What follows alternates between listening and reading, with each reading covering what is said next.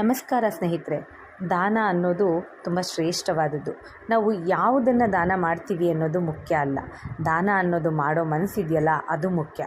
ಹಾಗಿದ್ದರೆ ಯಾಕೆ ದಾನದ ಬಗ್ಗೆ ಮಾತಾಡ್ತಿದ್ದೀನಿ ಅಂತ ನೋಡೋದಾದರೆ, ನಾವು ದಾನವನ್ನೇನೋ ಮಾಡ್ತೀವಿ, ಆದರೆ ನಾವು ಮಾಡೋ ದಾನದಿಂದ ನಮಗೇನು ಫಲ ಸಿಗುತ್ತೆ ಅನ್ನೋದನ್ನು ಯಾವತ್ತಾದರೂ ಯೋಚನೆ ಮಾಡಿದ್ದೀರಾ?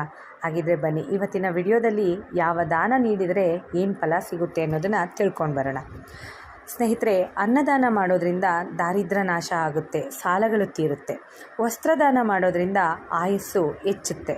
ಹಾಗೆ ಜೇನುತುಪ್ಪ ದಾನ ಮಾಡಿದರೆ ಪುತ್ರಭಾಗ್ಯ ಸಿಗುತ್ತೆ. ದೀಪವನ್ನು ದಾನ ಮಾಡೋದ್ರಿಂದ ಕಣ್ಣು ಚೆನ್ನಾಗಿ ಕಾಣಿಸುತ್ತದೆ. ಹಾಗೆ ಅಕ್ಕಿಯನ್ನು ದಾನ ಮಾಡಿದ್ರೆ ಪಾಪ ಪರಿಹಾರವಾಗುತ್ತದೆ.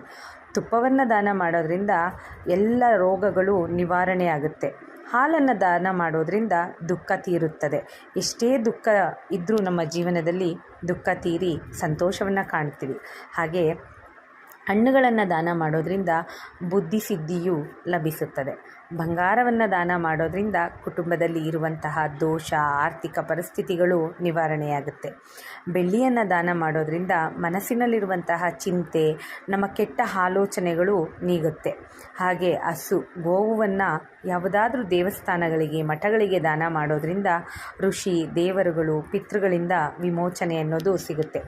ತೆಂಗಿನಕಾಯಿ ದಾನ ಮಾಡಿದರೆ ನೆನೆದ ಕಾರ್ಯ, ಅಂದರೆ ನಾವು ಯಾವುದೇ ಒಂದು ಕಾರ್ಯವನ್ನು ನೆನೆಸ್ಕೊಂಡು ಆ ಕಾರ್ಯವನ್ನು ಮಾಡಿದ್ರೆ ತೆಂಗಿನಕಾಯಿಯನ್ನು ದಾನ ಮಾಡಿ ಅಂತಹ ಕಾರ್ಯಗಳು ಸಿದ್ಧಿಸುತ್ತದೆ. ಹಾಗೆ ನೆಲ್ಲಿಕಾಯಿಯನ್ನು ದಾನ ಮಾಡೋದ್ರಿಂದ ಜ್ಞಾನ ವೃದ್ಧಿ ಆಗುತ್ತದೆ.